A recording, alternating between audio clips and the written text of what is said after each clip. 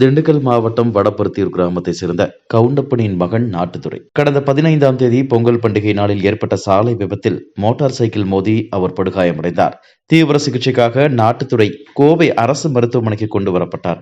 அங்கு மருத்துவர்கள் தீவிர சிகிச்சை அளித்து வந்த நிலையில் சிகிச்சை பலனின்றி அவர் மூளைச்சாவு அடைந்ததாக அறிவிக்கப்பட்டது. இதனால் குடும்பத்தினர் மிகுந்த வேதனையில் ஆழ்ந்தனர். இருப்பினும் நாட்டுத்துறையின் உடல் உறுப்புகள் பிறருக்கு பயன்பட்டு அதன் மூலம் அவர் இந்த பூமியில் தொடர்ந்து வாழ வேண்டும் என்ற உயரிய எண்ணத்துடன் உடல் உறுப்பு தானம் செய்ய முடிவு செய்தனர். தங்களது முடிவை கோவை அரசு மருத்துவமனை மருத்துவர்களிடம் தெரிவித்ததை தொடர்ந்து மூளைச்சாவு அடைந்த நாட்டுத்துறையின் உடல் உறுப்புகளை தானம் பெற மருத்துவர்கள் நடவடிக்கை மேற்கொண்டனர். அதன்படி அறுவை சிகிச்சை மூலம் அவரது உடலில் இருந்து கல்லீரல், 2 சிறுநீரகங்கள் மற்றும் 2 கண்கள் அகற்றப்பட்டன.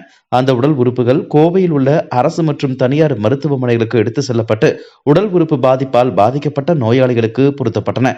இதன் மூலம் நாட்டுத்துறை உயிரிழந்தாலும் 5 பேருக்கு மறுவாழ்வு அளித்துள்ளார். எங்கள் மகன் இந்த பூமியில் தொடர்ந்து வாழ்ந்து வருவதாக நாங்கள் நினைக்கிறோம் என்று அவரது குடும்பத்தினர் நெகிழ்ச்சியுடன் தெரிவித்தனர்.